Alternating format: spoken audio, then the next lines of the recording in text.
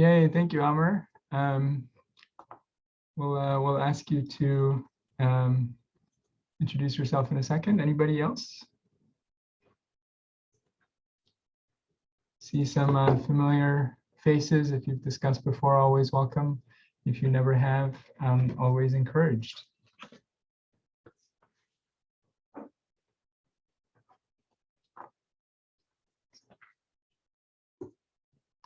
Amr, while we're waiting, do you want to just say hello? Yeah, hello, good morning or good evening, everyone, wherever you are.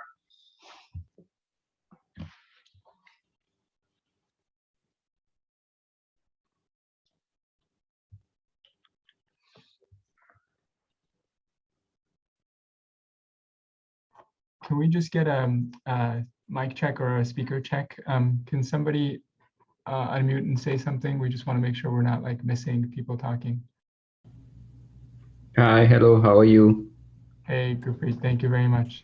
Okay. Okay, got it.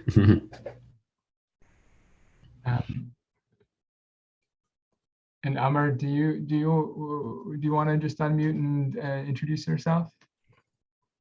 Yeah, my name is Amr Musa. I just graduated this summer, and now I'm enjoying being without a job and studying for the step 2 currently, hoping to do it in a few months.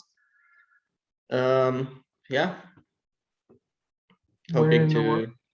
Where in the world are you, Amr? I live in Dubai. I studied in the Czech Republic, and currently I'm in Istanbul. Cool. And I'm from Syria originally. Very international. Welcome. Yeah. Thank you. Thank you. Okay, anybody want to join Amr?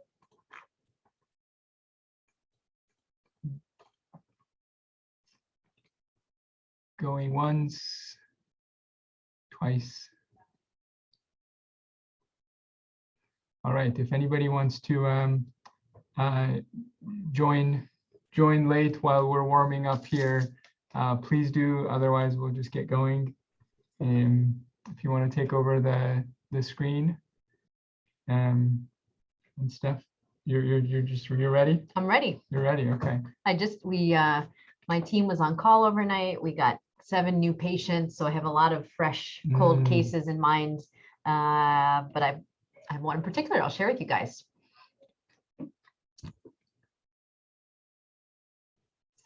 And I think, I don't know if Danya or Anne Maria will share their screen. Awesome. So I'll give you the chief concern and the first part of the history. The chief concern is found confused and soiled by a family member. And this is the story of a 66-year-old gentleman who has no known medical history, although hasn't had care recently, who's very functional at baseline, lives independently in a shared home with a family member, but actually doesn't interact with the family member, goes about his life, shops for himself, prepares meal, who about a week ago was not calling his niece as he usually does. She came to check on him one day, had to pound on the door of his room in the house. He eventually got up and she noticed he looked quite disheveled. The room was full of old sort of fast food packages. And he had some feces and urine sort of on himself and on his clothing. And I'll stop the story there. Poor guy. Amr, when you hear this story, how do you think about trying to get to the bottom of what might be going on? So with altered mental status, everyone's very fond with the mist mnemonic. I usually use the vitamins mnemonic. I think it covers a little bit more. So the causes could be, did he return to baseline? Is he okay afterwards when he was found? Or is he still confused? He's Okay. not himself, and that's why she brings him in. So with the vitamins mnemonic, I know it's different than the one usually used, but I think about vascular causes, then infectious causes, obviously if there's any temperature or things like that, then trauma. I mean, we assume that he fell because of the altered mental status, but maybe he just has altered mental status because he fell. All people can always fall. Then autoimmune etiologies, that's a bit rare after we exclude other things. Then metabolic causes, which, I mean, mentioning the fast food packaging all being there, that might be a hint towards some ion imbalance. Then we have another vitamin, then neoplasia, but it wouldn't be that acute. I would be looking for some changes in mental status over time or some accompanying symptoms. Then the S, which could be psychological disturbances or a seizure, which might apply quite well here in this person, and it could be a secondary seizure due to any of the other etiologies previously mentioned. And finally, ingestion and withdrawal from certain medications. I don't know his history. Maybe he's already on some anti-seizure medications and he wasn't receiving the care that he needed and didn't receive any of that. So very wide differential for now. So I would want to, first of all, get his vitals, see if there's any temperature, look at his blood pressure, and see for any signs of paralysis that is there. And also just get some basic labs. And maybe some imaging because he fell, especially if he's on some blood thinner. Awesome. Thanks, Samar. That's really helpful to get that kind of thorough framework. It's, you know, different mnemonics work for different people. So it's great that you're sticking with your vitamins guns despite the popularity of MIST. I think that's great. Yeah, I think that early approach and list of sort of things to worry about is great. I'll comment on a couple of general sort of approaches, which is, you know, no known medical history is different from known no medical history, right? So people who haven't been to a doctor for 20 years, they may very well have diabetes and heart failure, and this is actually the first presentation, right? Or it's been in the background, and then it does influence the risk profile for different complications and things. And then transitioning to the other point of how critical a lot of times collateral history can be, of if you can't, if the organ that's sick is the organ that usually provides you the history, right? The brain, then you don't have a history and are very impaired in understanding the patient. And it's so helpful when there's some caregiver, somebody who knows the patient's baseline and can give a little bit of context about, you know, the time course and the events and provide some kind of a history. So it's really important to chase those leads if they're at all available. And unfortunately, these days with COVID, you know, those people who normally would be at the patient's bedside, right, oftentimes aren't. And I think we have to be really proactive in trying to reach them over the phone and stuff. And then the last sort of thing that I'm anticipating that's going to be a challenge with this initial workup is that, you know, oftentimes one pathologic process makes the patient unwell, and then a lot of subsequent complications and consequences develop from there, right? So for example, if we find this patient's sodium to be 126, is it helping his altered mental status? Probably not. is it the entire cause of the altered mental status?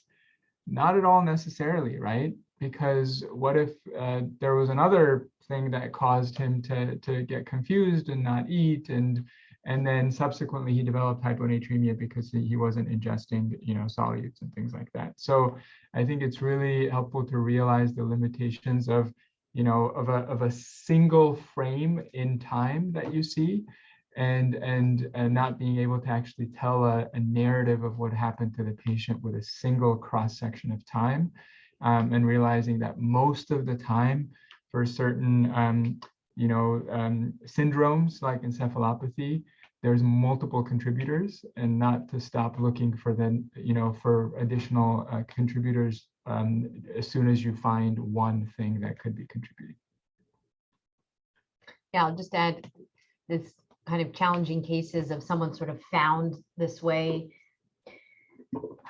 are really difficult because you can't get the story from the individual. And that was the case with this person. But in a way, the sort of detective work and mystery of it, I think it's an important challenge for us to face and come over. And collateral history, right, is absolutely critical. Unfortunately, there wasn't much, right? His niece really, he lives alone, so there wasn't much there. But in general, as a learning case, I think these cases that really force you to talk to other people involved, to put the story together, ask for clues about the environment of the room is incredibly important, and I think a good challenge in these cases. Let me take you guys through his exam when we met him this morning. So again, no known past medical history. He's on no medicines at home.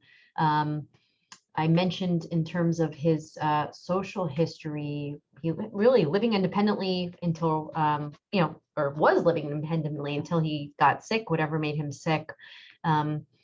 But we got him talking to him, and later from his daughter, from the niece, perhaps some frequent alcohol use, frequency of that unclear, but that came up when we got a little bit of collateral. Otherwise, no relevant health-related behaviors or allergies. His vitals, and I'll sort of give you the range of since he's been here. He's been afebrile. Max temp has been 98.6. Heart rate was in the 110s when he came in, and after some fluid resuscitation came down to the 80s. And his blood pressure has been normal the whole time. He's been about 120s to 130s over 80s.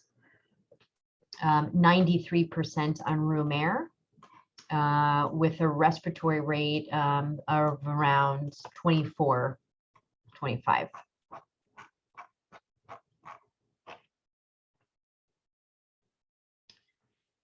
He is sleepy on exam, but actually just a voice. We asked him his preferred name and started using his first name.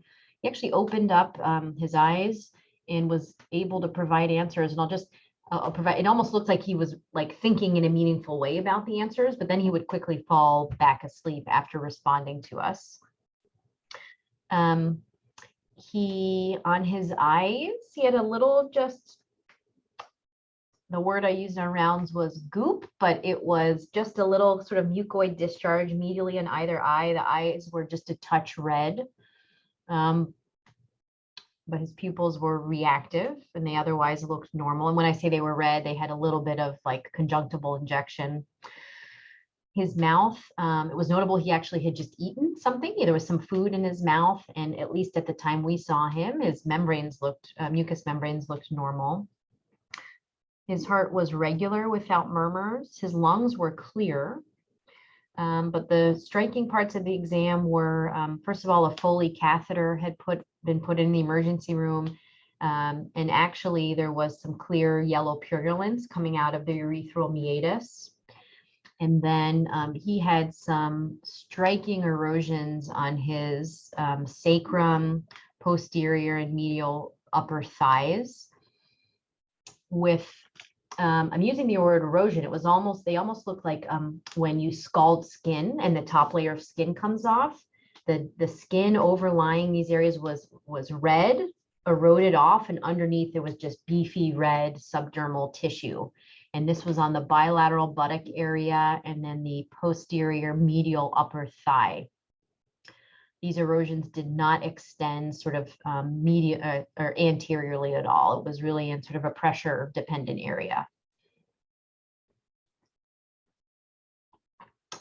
I'll leave it at that. And I have a specific sort of question for you guys, but I'll just hear you kind of digest the vitals and exam first, and then sort of get to the question that we were sort of wondering after we met him and saw him. Is more of a neuro exam available, and you want to tell us later, or unable to really participate?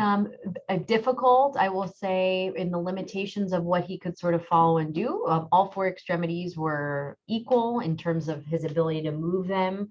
He was able to do like a second of strength testing with us on both sides, which was normal.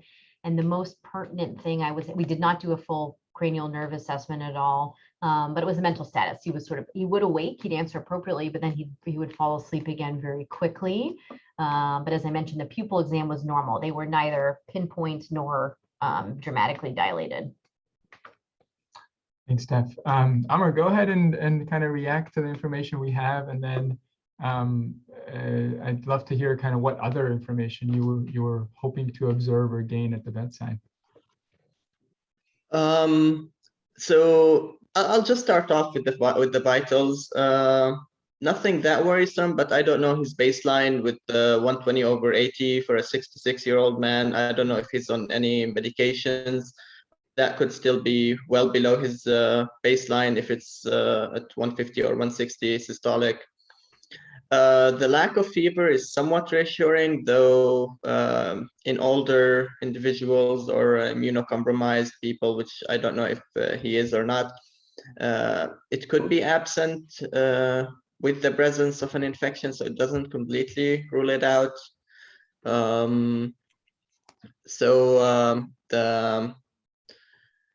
Then the other thing I wanted to comment on was the discharge from his urethra. So UTIs in older people could often manifest with some altered mental status. The lung exam, was there anything on the lung exam? Was there any signs of pneumonia, cough, or anything like that? Okay. Because that's another infection that could cause an altered mental status. So definitely you would want to look into the possibility of UTI. Now with these erosions, are you trying to describe some sort of like a pressure ulcer in pressure areas, or is it more of a like a staphylococcal scalded skin type of picture? I wasn't sure what you were trying to kind of arrive at. Could you elaborate on that a little bit? Can't do it. I mean, I can't do anything about They it. are in pressure dependent areas, but there was actually no ulceration. That's why I'm not using the word ulcer. It's certainly the area where we see kind of sacral and ischial ulcers, but it really was that the top layer of skin was sheared away, and it was just red, beefy tissue underneath, but it was very much in the distribution of pressure. Okay, so it doesn't sound a lot like I would expect from a staph infection that wouldn't be on both sides. I still don't have anything. I'm not sure if I'm missing anything that should make me zoom in on any possibility. We still have a lot to rule out from UTIs or soft tissue infections.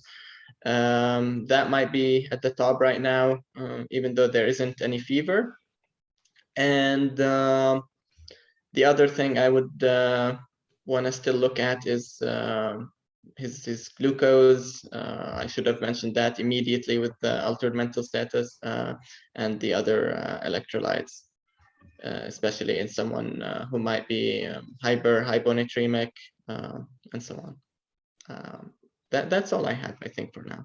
Amar, you made some really, really critical points that I just want to highlight and kind of commend you for. Like the blood pressure is such a great point that we just don't know. And if for the last, 6 months or 6 years, his blood pressure has been 180/100, which is entirely possible. you know, the current blood pressure that we have is nothing short of like shock for him, right? And it could potentially explain why he's so somnolent. And then I completely agree that we just don't, we have potential signals for systemic inflammation with the tachycardia, even though fluid responsive, and the tachypnea, and we do need more sensitive testing for common infections, you know, in the blood, in the lungs, in the urine, and given his altered mental status, potentially even in the CNS. You know, certainly a space occupying lesion, for example, in the CNS could also be, you know, contributing to tachypnea, even if, you know, there isn't a lot of systemic inflammation or frank sepsis.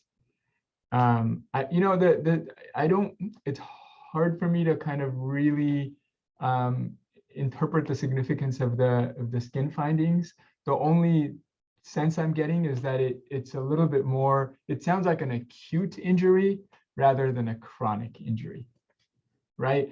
And in general, for these problems where like acute mental status or altered mental status, and we don't know anything else, chronicity of the illness is really helpful, as with everything, to try to establish. And, you know, the skin is one clue, right? If he had what looked like more, you know, chronic decubitus ulcers, for example, that would be a sign that his debility or his confusion have been kind of a little more long-standing. And there's actually other clues on exam that you can look for that aren't part of like the pathologic physical exam, but things like, you know, like if his facial hair looked like mine, right, just like, you know, 1 or 2 millimeters in length, that means at some point within the last, I don't know, 48, 72 hours, right, he was not only not confused, but like with it enough potentially to like care about shaving, finding a razor, and like, you know, doing just that.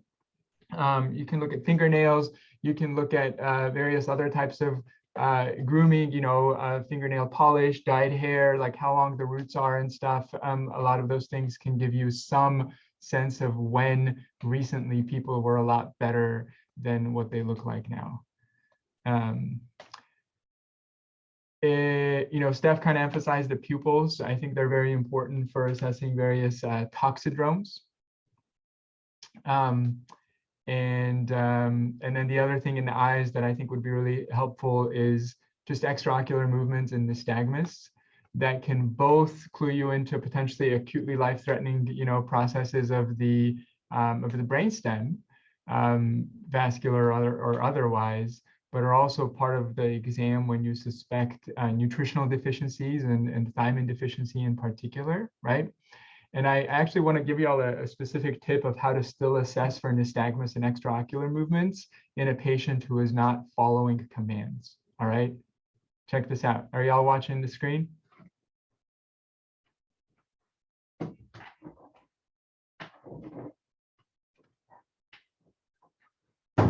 Okay, so I didn't tell Steph to do anything, right? But just in a very sort of reflexive way, we were looking at each other, and I just moved this way and her eyes moved along that way. And, you know, you can do this successfully in a lot of patients, again, who are confused enough to not be able to follow your commands, but are awake enough and are sort of, you know, tracking with their eyes. And so you can still see that there's extraocular movements that are all normal. And if you hold it there for a second, you could even note some nystagmus or absence thereof. And okay, should we move on or discuss more? Yeah, no, the question we were discussing on rounds as we were seeing him is, can we tell on the exam how long he's been feeling sick? And to me, the erosions on the kind of dependent parts of the skin, you know, where he had been sitting were a clue. And we also, right, that it looked nothing like a chronic decubitus ulcer, you know, very much given the story that he was kind of on, you know, in his room alone, a bit soiled. One could imagine, you know, for a more acute amount of time, if someone just wasn't able to sort of clean themselves up and wasn't moving around much, it would happen. And then we quickly showed a photo to a nurse, right, who sees sacral wounds all the time. And without a moment of hesitation, she said that's an acute skin injury from something. And so we left the exam room with at least a higher concern for more of acute process in terms of immobility and not caring for himself. So on his labs, his white count was 17,000 with 86% neutrophils. His hemoglobin was 17. His platelets were 280,000. On his chemistry panel, his sodium was 137, potassium 5.8, chloride 97, bicarb 21, BUN 30, creatinine 1.9, glucose 120. His albumin was 2.3. Total bilirubin was 2.2. We did not have a direct value available. The AST was 70. The ALT was 50. Alk Phos was normal at 100. INR was 1.3. PTT normal.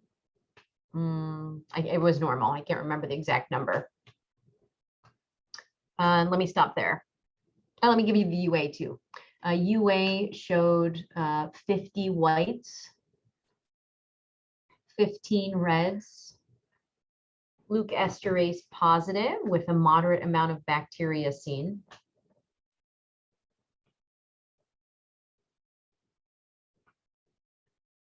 And that's what we had on admission.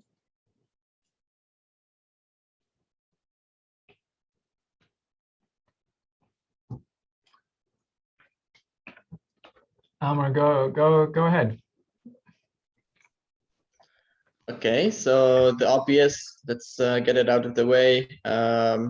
Almost definitely some infection going on here. Probably a urinary tract infection. This doesn't feel like any of the other causes of elevated white blood cells, like some leukemia or something with the acuity of it all. The hemoglobin, I think, is just due to perhaps some dehydration. The platelets are normal. The other metabolites are normal. The kidney isn't the best, but I don't know his baseline, so it's very difficult to see. But that's about, though his BUN creatinine is, oh God, never do math in public. 30 over 2, so over 15, a little bit more than 15. So it doesn't sound like obvious pre-renal injury. So it could be some baseline kidney function that's decreased. The albumin is a little too low, especially in a concentrated blood. So I would wonder about the total protein. Yeah. Bilirubin is elevated, though without any other liver markers. So I would think that's more from dehydration. The INR is somewhat reassuring because assuming that he might have hit his head falling down, then a CT isn't too necessary, though maybe for some other reason. So summary, okay, there is a UTI, but is there anything else going on? What should we not miss? I would still maybe get a chest x-ray just to take a quick look at the lungs. I would also see if he starts improving quickly with the antibiotics and perhaps give more fluids. I would also get a urine culture, blood culture, and not necessarily a sputum culture for now. And I don't know about ordering lumbar puncture or not. Perhaps that's something I would ask someone about, whether it's necessary in this case or not. Yeah, I think I would still want to know if he's taking any medication. Is it do we know that he's not taking anything? He's not on any medications. Nothing. Yeah. Yeah. I mean, I think that's all I have to say. If the kidney if the change in the kidney function is new and it's not responding to fluids, I would then I would start thinking about something else, something more systemic. But for now, I don't think we need to dig too much just because it's a CB solver case. Love hearing your reasoning, Amr. I'm really glad you noticed that there's some signs of potential dehydration on labs, right? And specifically the hemoglobin of 17. And that's a pretty high normal, and probably not because his bone marrow is an overachiever, right? It just probably reflects a smaller denominator of his plasma volume. And that kind of fits with his, chemistries with the AKI, as well as his presenting vital signs and the overall clinical context, right? So a couple of questions in lab interpretation here that are just nice kind of things to keep in mind. The BUN, there's things that can cause a BUN to be low. And most commonly, those are cirrhosis or liver dysfunction when you don't metabolize proteins to create those, byproducts that constitute the BUN. And then malnutrition when you don't have the input of those, amines and proteins that end up turning into quote unquote BUN. So if your baseline BUN starts off at, a 5 or 3 or 2, and then you get prerenal, you may not expect as much of a BUN sort of relative to creatinine elevation, typical of, sort of prerenal azotemia with the 15:1 or 20:1 ratio or whatever. So that's possible there in the background. The other question for you is this: you yourself, your words, not mine, that he's hemoconcentrated, right? So could it be that his leukocytosis is also just hemoconcentration? I did think about that, though I don't remember the exact reasoning a doctor of mine gave me, but I think white blood cells are not so are not a good marker of hemoconcentration. I think the good ones would be the hemoglobin, the uric acid, perhaps, and but not the white blood cells, because I think it's something to do with them being able to migrate between tissues. I'm not so sure about this, but I do remember hearing that it's not a good marker. Well, it's certainly not as good as something like hemoglobin or albumin, because the white blood cell count can fluctuate just based on its own drivers, right? Like my white count could be 5 now, and then you stress me out enough or something happens, and or give me a shot of glucocorticoids, right, and my white count could be 15 an hour later. So whereas hemoglobin, albumin, it takes longer to make, right? It takes a little bit longer to lose, so that's why they're better markers. But the other reason in this case is just proportionality, right? So if this patient's normal, we don't know his baseline hemoglobin, but assuming that it was, normal, say, and it was 13 or 14, now that it's 17, that would reflect, about a 20% reduction in his denominator in the plasma volume. So if you were to reduce the current white blood cell count by 20%, it would still be elevated, right? In order to say that a white count of 17 is entirely from hemoconcentration, right? If at baseline it was 8 and now it's 17, you're invoking that it's dissolved in half the volume of blood, which is right, in which case like the blood pressure would be much lower than this at presentation.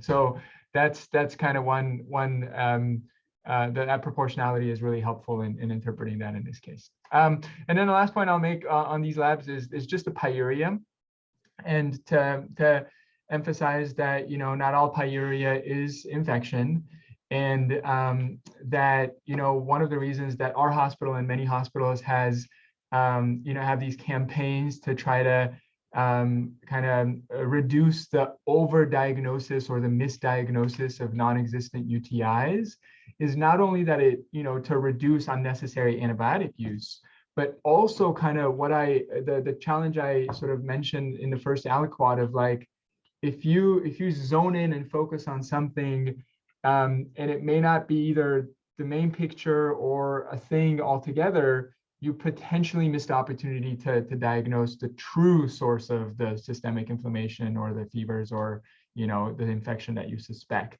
So in this guy, you know, who has had some incontinence and sort of hygiene issues or whatever, like some of that pyuria, which is mild, right, is a little bit, you know, less specific, you know, if it may be a UTI, right? It's enough to kind of point in that direction and make sure you look for that. But exactly as you said, we still need that X-ray. We still need those blood cultures, right? You're not totally zoning in and anchoring to that one value because overall it's not terribly specific in this case.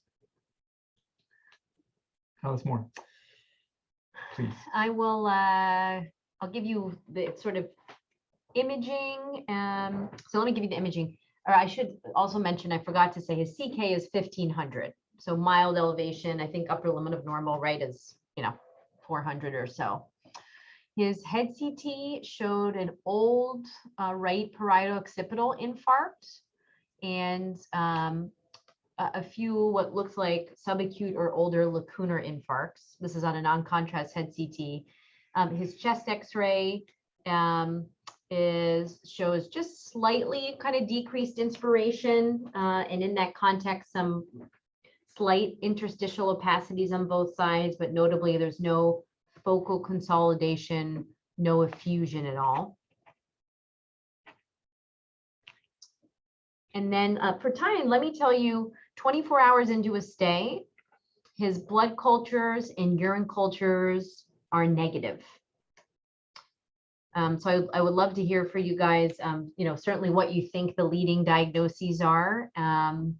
But I'm also curious diagnostically at this point, what you would do additionally, if anything, at this stage. And this is really where this case is today with, you know, some features change for anonymity, but this is where we are.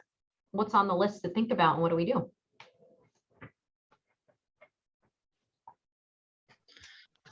Okay, so just to review, there's nothing really on the head CT. Was there also one done with the contrast? Did it show any signs of meningism? Nothing like that.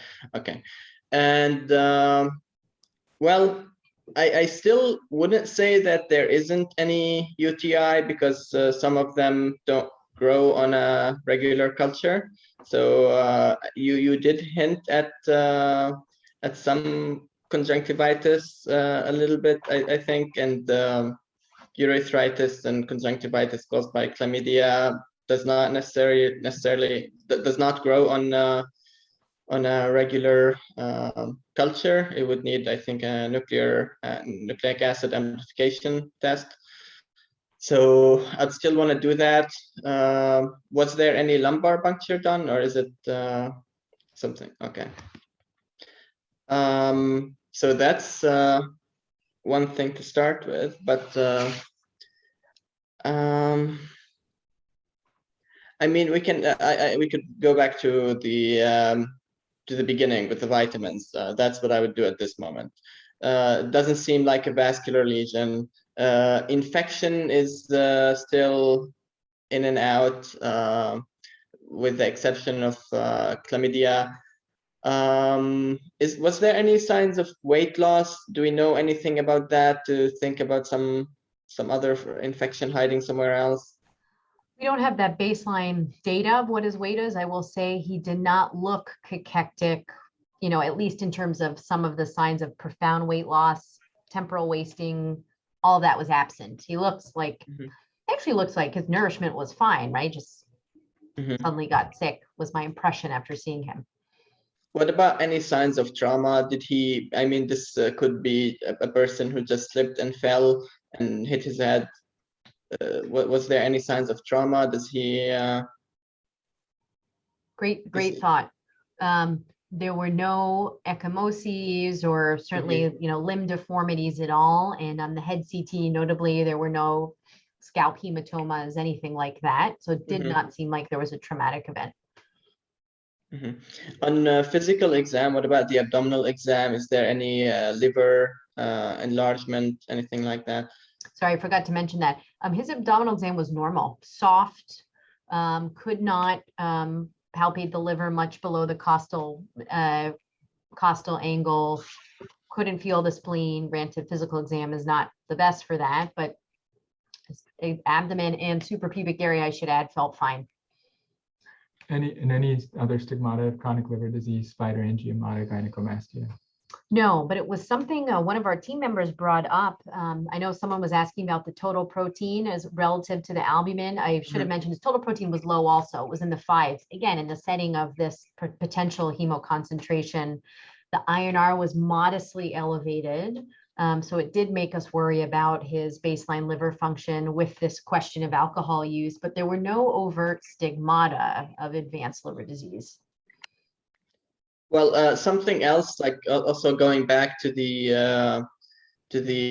alcohol use, was he given any thiamine? I'm not quite sure because in the Czech Republic, where I studied, really any person who walks into the hospital with really any small sign of alcohol use will get some thiamine immediately, almost immediately, with the beer consumption there.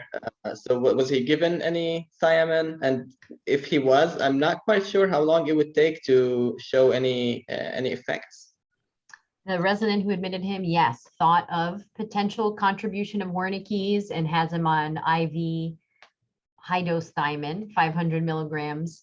In terms of the efficacy of effect, he had only gotten maybe 1 dose by the time we saw him, so that's too soon. But correct me if I'm wrong, often you'll see improvement within 2 to 3 days, really. So we'll see, but that was absolutely a condition that was thought of, at least as a contributor on admission.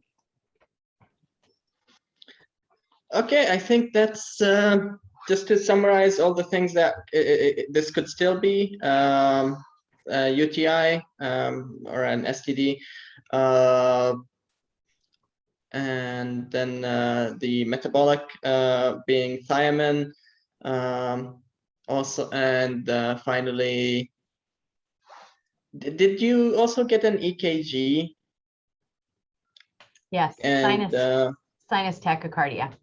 Okay, because it could still have been some heart abnormality that led to some interruption of the blood flow to the brain, and in older individuals it could take some time.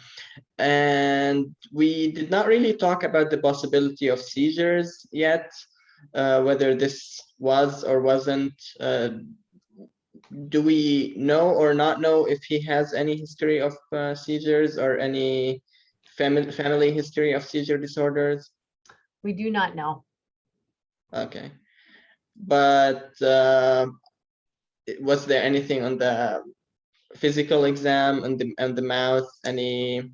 I know that biting the tongue laterally is a little bit more specific for seizures.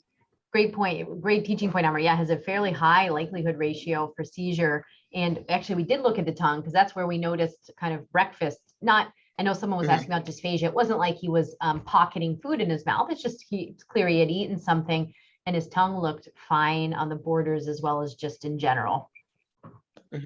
But great point about how, right, just the exam and the exam of the oral cavity really could give us quite a bit about what happened when we don't have any history.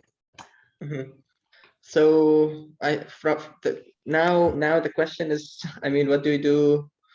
We have almost everything we could ask for. What else would I want in this person? Obviously, some time, perhaps some empiric antibiotics still, with some more fluids and giving the thiamine a little bit more time to work. For now, I don't see any reason to suspect anything different. I think perhaps some empiric antibiotics, especially to cover chlamydia.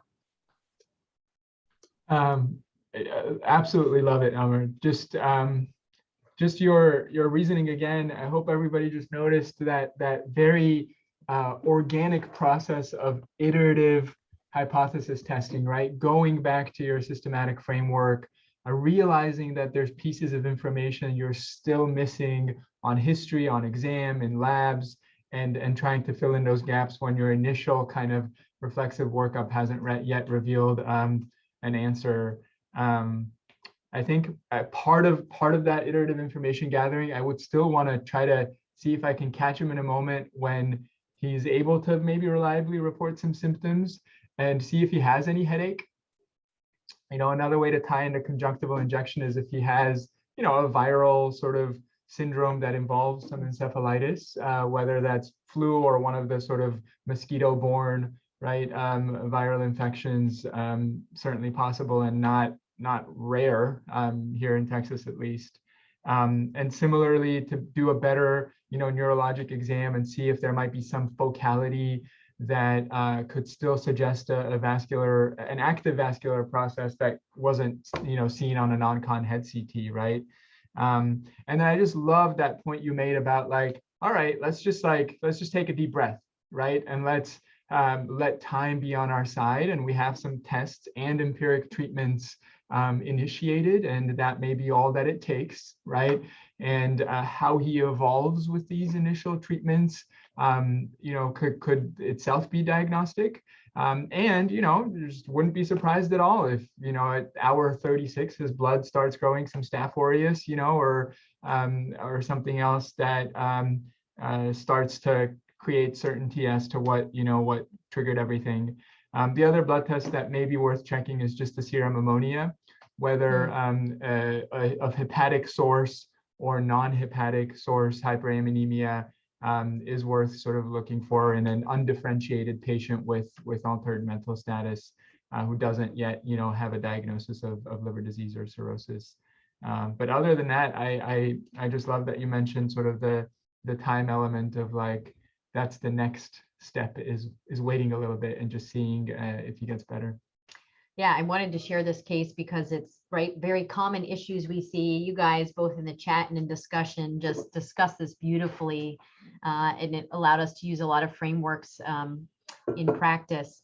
What I like about the challenge of this case right now is the negative blood cultures at 24 hours. Just that as an exercise of it really looked like sepsis. And I'll just say briefly my sort of things that I think through in the situation of concern for sepsis yet negative cultures is, okay, make sure we don't miss something other than sepsis driving the systemic inflammation. Wait out the blood cultures or cultures in general and talk to the lab. Check the medical record to make sure in the urgency of resuscitating in the ER, the antibiotics weren't given before the cultures were drawn. And then finally, think about what our threshold will be for cross-sectional imaging, looking for sources of infection that may not be causing bacteremia at the time we've done it, right? So deep-seated abscesses, someone mentioned prostatitis, which I think is a great thought, but that's sort of my checklist of things with culture negative sepsis. Is it not sepsis? Are the cultures negative because they got antibiotics? Or are they just not growing yet? And do we actually need to just get better imaging to find the source and help us tailor what we do? Can I just how do you deal with the lack of fever with still thinking about sepsis? Sorry for the interruption. I just really want to hear what you have to say about that. It doesn't move the needle much for me. And I think you said yourself, Amr, age often is a factor, underlying immune status is a factor. And then honestly, time point at which it's taken. Maybe he, in the 4 hours between he got a set of vital signs, there was at least a low grade temperature. We didn't catch it.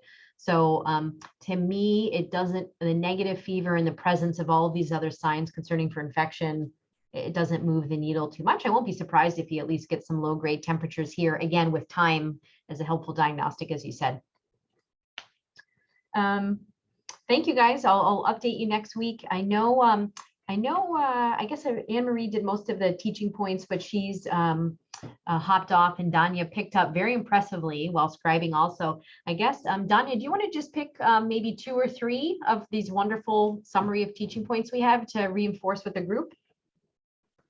Of course. Am I audible? I hope I am. Yes, thank you. All right.